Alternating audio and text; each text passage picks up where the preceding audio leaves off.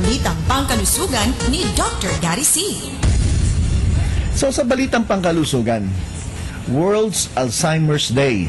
Yan po ay tinakda every September 21.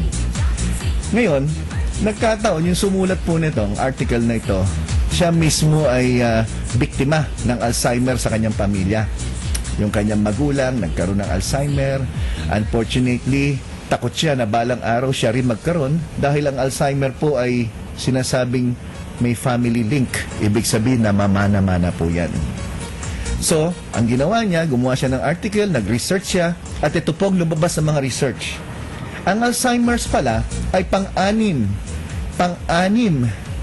na cause of death ng mga Amerikano. Bakit? Nagkakaedad, kadalasan aksidente, kadalasan nadulas, na fracture, tapos nagkaroon ng embolism. Ibig sabihin ng embolism, meron pong sumama sa kanyang blood flow, no? Sa pagdaloy ng dugo, na maaaring dugong namuo, at saan na ito napupunta hanggang sa mapunta sa masela na bahagi ng kanyang puso o kaya ng kanyang utak at pwedeng ikamatay. Sangayon sa kanya, sa pag-aaral na ginawa, sa 2025, isang survey lumabas, no? Sa 2025 ay tinakdang magkakaroon daw ng 34 million na tao na may Alzheimer sa buong mundo. Allah, pag nangyari yun, makakalimutan na ng tao ang problema sa mundo. Dahil pag may Alzheimer ka, wala ka ng problema. Hindi mo na naiisip ang problema. So ito po, no? Ang ginawa niya, gumawa siya ng isang article na sinasabi, since hindi natin maiwasan ang sakit na Alzheimer, baka naman may paraan para maski paano mabawasan o maiwasan natin. Dahil once na nagkaroon ka na niyan, hindi na pwedeng gumaling. Tandaan nyo po, once na nagkaroon ng Alzheimer, nag-uumpisa yan na nakalimutan mo lang kung ano yung kinain mo kayo ng umaga, susunod nakalimutan mo na magsuot ng damit, lumalabas ka na ng bahay. Aba, imagine nyo naman, may mga iba dyan, umiihi kung saan-saan, nakala niya, ilidoro yun, yung pala, sopa pala yun. So nangyayari yan, I'm sure yung mga iba sa inyo may kamag-anak na may Alzheimer, ay siguro, sabi niya, oo nga no, ganun yung nanay ko, ganun yung tatay ko. So ito po ang mga lumabas sa kanyang studies. Ano mga pagkain na dapat kainin para makaiwas sa pagkakaroon ng Alzheimer? Sangayon sa mga researcher sa Rush University Medical Center, sa 6,000 na tao na in-examine nila sa Chicago South Side na may mga wala silang sakit na Alzheimer, pinag-aralan nila kung ano yung mga kadalasang kinakain nitong 6,000 na tao na to. Ang isa sa sinasabi, basta mayaman daw sa vitamin E ang inyong kinakain o nagtatake kayo ng mga supplements na may vitamin E, as in elepante, kilala pong antioxidants yan. At ang antioxidants ay tumutulong na maibaba ang tsansa na magkaroon kayo ng Alzheimer, except na lang kung may lahi talaga kayo ng Alzheimer. Dahil ang lahi hindi natin napapalitan. Sangayon sa mga researcher, yung oxidation, yung tinatawag natin na antioxidant, di ba? Antioxidant. Yung oxidation ang nagbibigay ng paghina ng ating memorya at ang vitamin E ay maaaring makatulong na mabawasan ito. Pagkain ng mga cereals, ang mga Pilipino naman, tuyo ang kinakain, saka champurado. So, ito yung mga research na lumabas. Yung mga fortified cereals, yung mga may vitamin A, vitamin E na cereals. Yung mga green leafy vegetables, mga gulay na maberde. Yung mga oil-based na vegetables ay maaaring makatulong. At ang pagkain ng nuts o peanuts, mga mani. Aba, ganun pala yun. Siguro may basihan nga yung kumain daw ng mani para tumalino. Kasi yan ang naririnig ko sa mga ninuno natin. Kumain ka ng mani, nakakatalino yan. Ano ba meron sa mani? Vitamin B. So, ibig sabihin ng vitamin B ay maaaring makatulong din sa isang tao. Then, kumain daw ng isda. Naalaman yung mga kumakain ng isda na may mga omega-3 fatty acid, omega-6 fatty acid, ay tumutulong din na mabawasan ang pagkakaroon ng demensya. Ang demensya ay isang uri ng problema sa memorya kung saan ikaw ay madalas nang makalimot. Yan.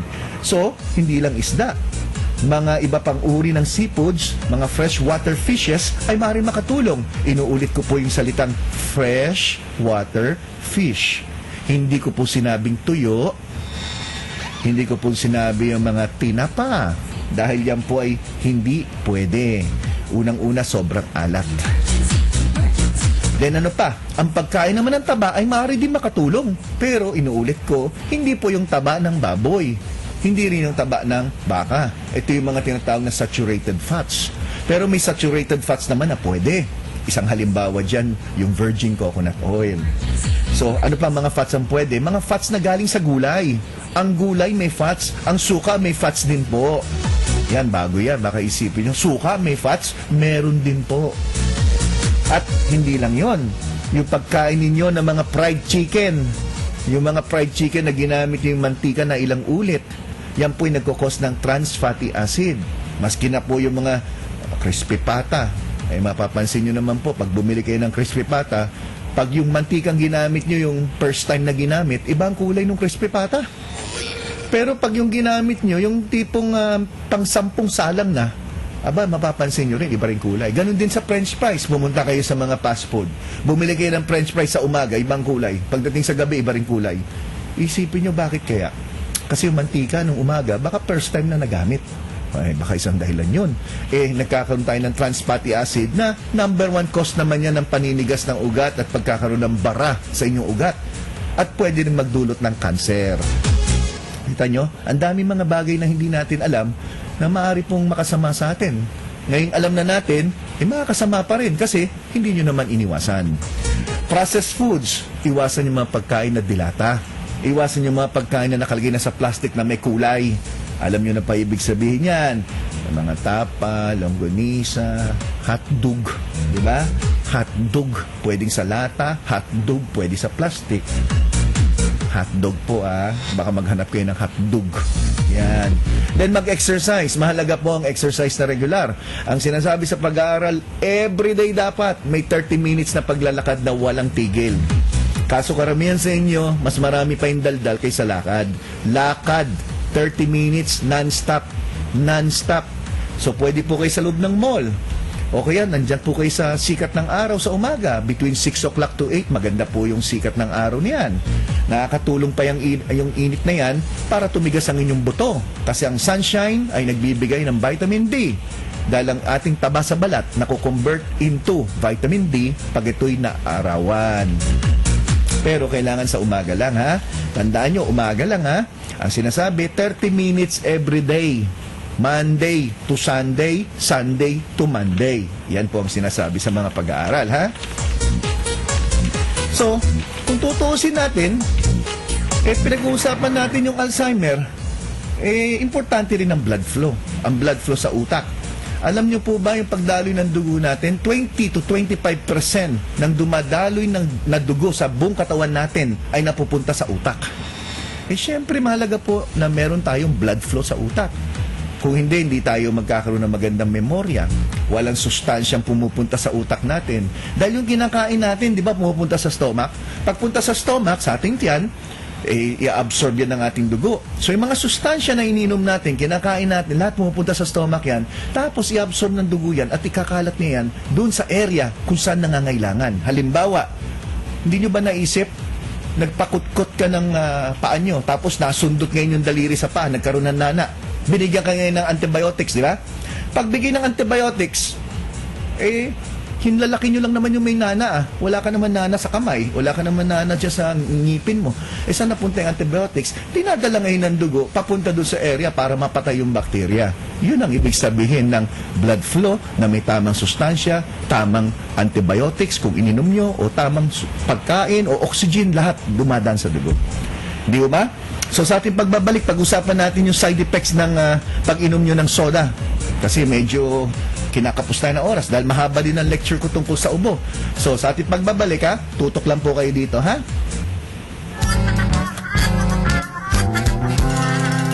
Doktor, bakit naman po ganyan ang ginawa niyong pag-opera sa anak ko?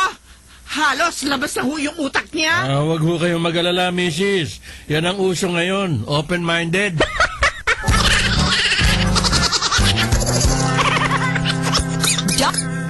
Dr. Gary C.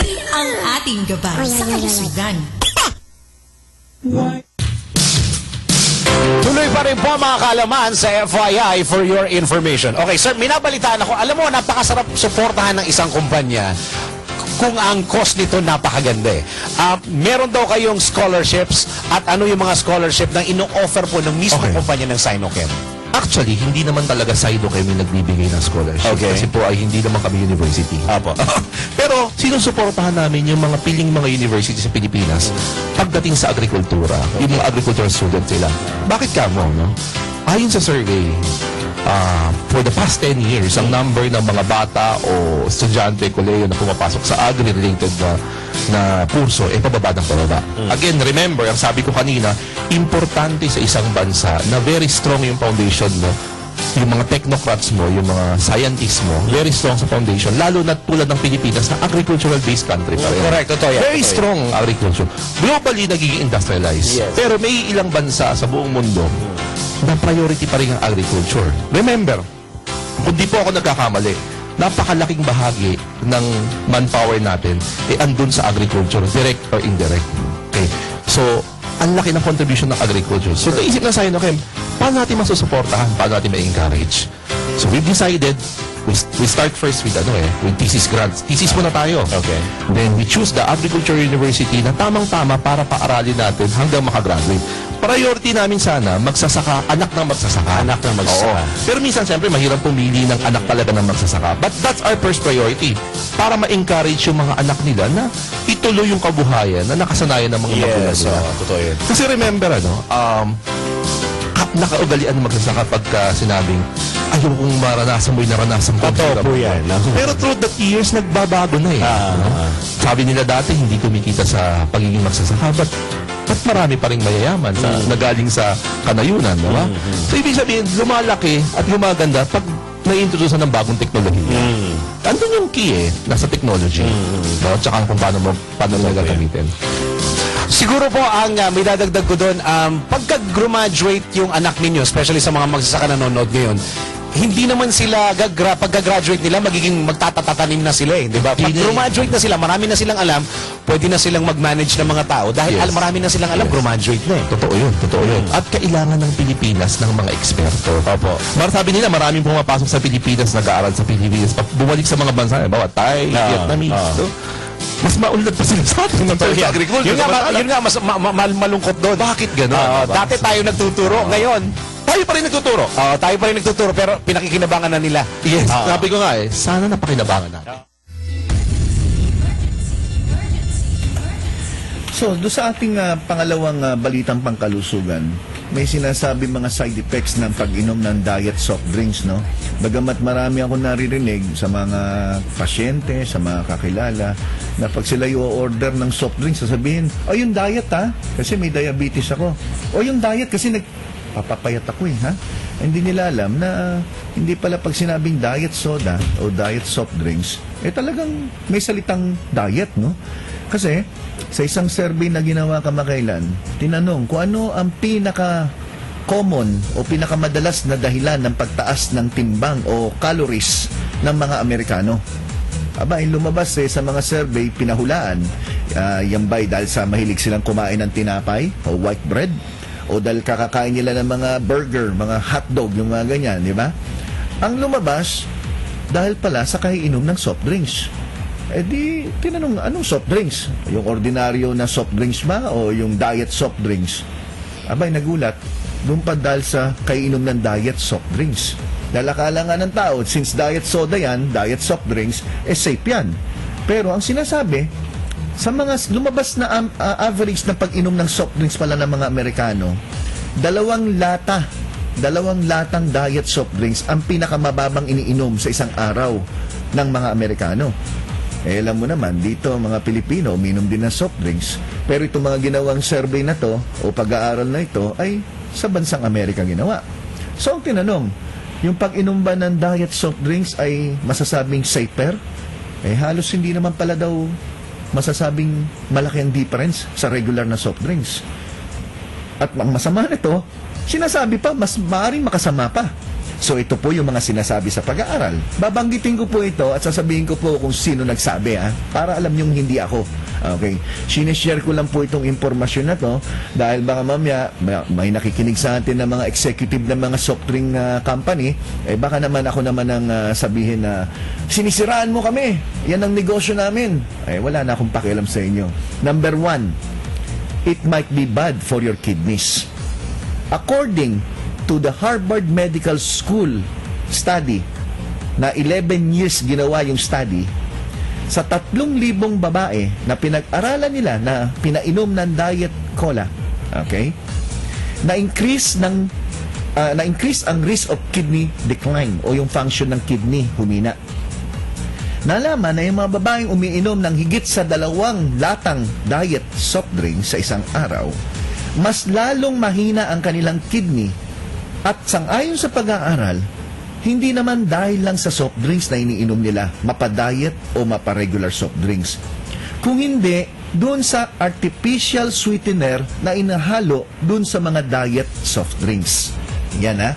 So yan po according to Harvard Medical School. Okay, 11 years po yung ginawang pag-aaral. Sumunod, according to the University of Minnesota study na pinag-aralan sa 10,000 adults. Itong pag-aaral ay ginawa ng 2008, 4 years ago. Just 1 diet soda a day, ayan sabi nila yan maski na 1 lata lang ng mga diet na soft drinks, 34% increased risk of metabolic syndrome. Ano po ba ang metabolic syndrome? Ang metabolic syndrome po ay grupo ng mga nararamdaman na isang tao na pwedeng pinagmulan ay ang pagbigat ng timbang, paglaki ng tiyan, pagtaas ng kanilang kolesterol, at pagtaas ng tsansa na magkaroon ng sakit sa puso. Yan po ay sang-ayon sa University of Minnesota study na ginawa noong 2008. Pangatlong depekto o problema na maaaring side effect ng pag-inom ng mga diet soda. Ito po yung pangatlo. Diet soda doesn't help you lose weight after all. Akala natin papayat tayo pag uminom tayo ng mga diet na inumin. Ang sabi dito sa University of Texas Health Science Center, yan meron pong nakalagay kung saan galing lalo pang na-increase ang pagtaas ng timbang ng isang taong umiinom ng diet soda. At ang sinisisi, sang-ayon din dito, yung artificial sweetener may disrupt the body's natural ability to regulate calorie intake. Base po dito sa University of Texas Health Science Center. So 3 na yan. Pang-4 na pwedeng problema sa pag-inom ng maraming diet sodas. 2, ulitin ko 2 pataas. Ang diet sodas ay pwede pong mag-inhibit ng mold. Ano ba yung inhibit? Kaya tinatawag na mold inhibitors. Ano bang meron daw sa karamihan ng diet sodas? Kaya tingnan nyo po, kung uminom kayo ng soft drinks, tingnan nyo po sa likod. Kasi sa lata po, o kaya sa botelya, makita nyo yung nakalagay doon na composition o yung formula, kung ano laman doon sa loob. Hanapin nyo lang kung totoong may ganito po sodium benzoate or potassium benzoate. Ito po yung mga hinahalong preservative sa soft drinks na mga diet. Okay. Ano ang bad news sa mga binanggit kong sodium benzoate saka potassium benzoate? Ito po, DNA. DNA. Yung mga lahi-lahi ninyo, baka magbago Yan. Ano pang sinasabi? Itong mga preservative na to ay pwede mag-cause ng hives. Hives, yung parang pantal-pantal. Kaya may mga tao po nangangati palagi, hindi alam kung saan galing. Baka dahil pala doon, no? Asthma, and other allergic conditions according to the Center of Science in Public Interest ng United Kingdom. Ayan sinasabi ko po kung saan nanggagaling po yung mga binabasa ko para malinaw po Since, pakinggan nyo po to kaduktong, since naban na pala yung sodium benzoate, karamihan ng mga soft drinks ang ginagamit ngayon potassium benzoate. Tingnan nyo po tingnan nyo po yung mga lata-lata para sa mga apo nyo, mga lola, tingnan nyo para ma-warningan natin. Huwag masyadong soft drinks, isa lang pwede na siguro, okay? Pero kung pwedeng wala, mas maganda. Ito pa ang sinabi na ang potassium benzoate ay mild irritant sa skin, sa eyes and mucous membrane. So posible na magkaroon ng mga patsi-patsi sa balat o kati-kati, yung mata palaging maluwa-luwa, para naiiyak-iyak, at yung mucous membrane, pati po yung paghinga nyo, daanan ng paghinga, yung mga parang sinisipon-sipon, kaya madalas na may ganyan-ganyan. Okay. Pang-7 na dahilan. Ang diet soda ay very acidic. Ang pH ng mga diet soda ay 3.2. Ang tubig po, ang pH ay 7. Yung baterya natin ng kotse, nilalagyan natin yung tinatawag na tubig na pang baterya, ang pH po niyan 1. Nasa 3.2 yung diet soda. Di ibig sabihin malapit na sa 1. So, ano mangyayari? Pwede po ito makasira ng enamel ng ngipin. So, yung mga matatanda, safe po kayo. Kasi karamihan sa inyo wala namang ngipin. Biro lang po lola, lolo, baka magalit kayo biro lang. Yung mga batang mahilig mag-soft drink, so madaling magkaroon ng siraang ngipin, pagkabulok, yung mga decay na tinatawag na tooth decay, di ba? So, worse dental health ay nakikita sa mga adult na umiinom ng 3, ito po, may sinabi pa 3 hanggang more nakalagay, 3 or more So, pag adult who drink 3 or more sodas a day have worse dental health. According na naman sa University of Michigan, analysis, analysis dental checkup data. Yan So, itong mga sinasabi po natin ay base po ito sa mga lumabas sa internet na mga research. Soda drinkers had far greater decay, more missing teeth, and more peelings. Ayan, maraming pinapastahan pala sa pag ma-soft drinks ka pala, So, ngayon ang tanong, yan po mga binigay kong tips, nabasa ko po yan at sinishare ko lang po sa inyo. So, baka may pasyente bukas na pupunta sa clinic, pwede ko kayong bigyan ng kopya nito para alam nyo na sinishare ko lang po sa inyo. Okay? So, sa ating seminar on air, gusto ko tuloy-tuloy na po tayo,